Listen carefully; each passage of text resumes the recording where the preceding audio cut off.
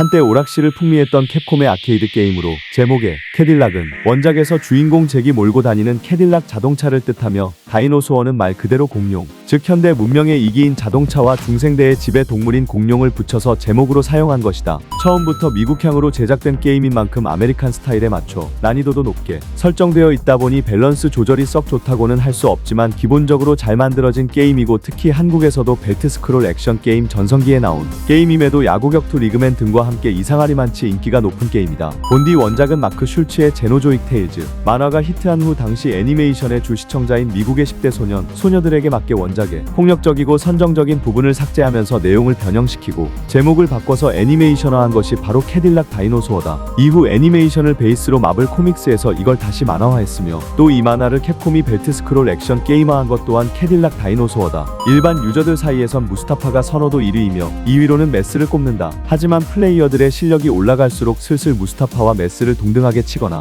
오히려 메스를 선호하는 경향이 강해지며 원코인이나 노비스 클리어가 가능한 고수 초고수 레벨 정도가 되면 대부분의 플레이어들이 메스를 1위로 평가한다. 잭텔렉은 스테이지 4의 무대인 차고 겸 고물상이 잭의 개인 사유지다. 주인공 일행이 블랙마켓을 막으러 자리를 비운 사이 3스테이지의 보스인 가스퍼가 주인공 세력을 꿰어내고 그 사이 4스테이지의 보스인 슬라이스가 점령한 것, 메가 크래쉬를 쓸 경우 파이널 어퍼컷 이라 외치지만 실제로는 앉았다 일어나서 한 바퀴 회전 훅을 갈기기에 어퍼컷이라 보기도 어렵다. 거기에 다른 캐릭터들과 마찬가지로 이것도 좋지 않은 음성 녹음으로 R을 먼저가 같은 요상한 발음으로 들린다는 게 문제. 파이널 어퍼컷이라고 알고 들어도 절대 그렇게 들리지 않는다. 한나 던디는 캐릭터의 고유 특징으로 무기 휘두르는 속도가 타 캐릭터에 비해 빠르며 특히 나이프를 쥐었다면 파이널 파이트의 코디처럼 매우 빠른 속도로 연속 찌르기가 가능하다. 총기류의 연사 속도 및 탄의 속도도 타 캐릭터 대비 빠르며 피격 시 무기를 놔버리는 다른 캐릭터들과는 달리 한나는 다운되지 않는 이상 무기를 그대로 가지고 있을 수 있다. 이 게임적 아군을 모두 포함해 유일한 홍일점이라 그런지 은근 새끼가 장난이 아닌데 배꼽티와 스키니즘보다도 더한 거의 바디 페인트급의 몸에 달라붙는 수준의 쫄바지라 하체 라인이 매우 또렷하게 다 드러난다. 상당수 모션들에서 엉덩이 라인이 매우 자세히 묘사되며 몇몇 모션에선 여성 사타구니의 역삼각형 라인까지 대놓고 보일 정도다. 다운됐을 때의 자세 또한 아주 요렴한데 한 게임에서의 어느 인물이 다운된 자세와 매우 비슷해 보인다.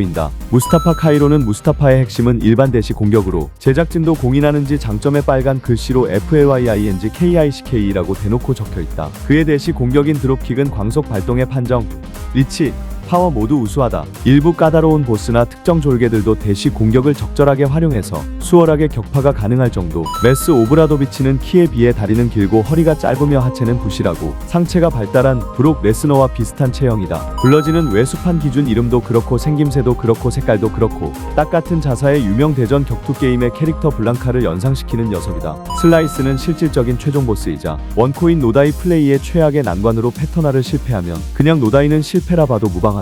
설령 패턴대로 몰아넣어도 가끔 한 놈이 점프로 날아와서 빠지는 경우도 있는데 이렇게 돼도 굉장히 곤란해진다. 즉 패턴화는 물론이고 운까지 요구하는 주제 강제적으로 최대 랭크로 고정되는 문제로 인해 몇 번의 실수가 바로 사망으로 이어지는 것. 노다이가 아닌 원코인 클리어가 목적이라면 최대한 안 죽고 모아둔 목숨을 여기서 다 써야 한다. 모건은 유명 코미디언이었던 홍기훈과 묘하게 닮았다. 스트리트 파이터 시리즈나 천지를 먹다 시리즈와 같은 당시 캡콤의 캐릭터 설정이 현실과는 상당히 동떨어질 정도의 저체중으로 설정되는 경우가 흔한 것처럼 이 게임의 메인 캐릭터들 역시 설정된 키 그리고 일러스트에 비해 지나칠 정도로 저체중으로 설정되어 있다. 기름지고 열량이 높은 음식일수록 에너지를 많이 채워주기 때문에 웰빙과는 거리가 멀다. 그래도 세기말에 가까운 작품 배경의 격렬한 전투 상황이니 이런 식품들로 빨리 열량을 보충할 수밖에 없다. 만약 플레이 도중에 체력을 다 소진해 리타이어되면 아케이드 게임답게 바로 게임이 끝나지 않고 주인공 1인칭 시점에서 스테이지 1의 보스가 나타나 권총을 들어 눈앞에서 위협하며 20초의 카운트를 샌다. 카운트다운 끝까지 코인을 넣지 않으면 총을 사정없이 발사하고 주인공 일행은 사망하며 게임 오버된다. 반대로 동전을 넣고 컨티뉴를 하면 총을 겨눈 놈에게 죽방을 날리는 연출이 나온다.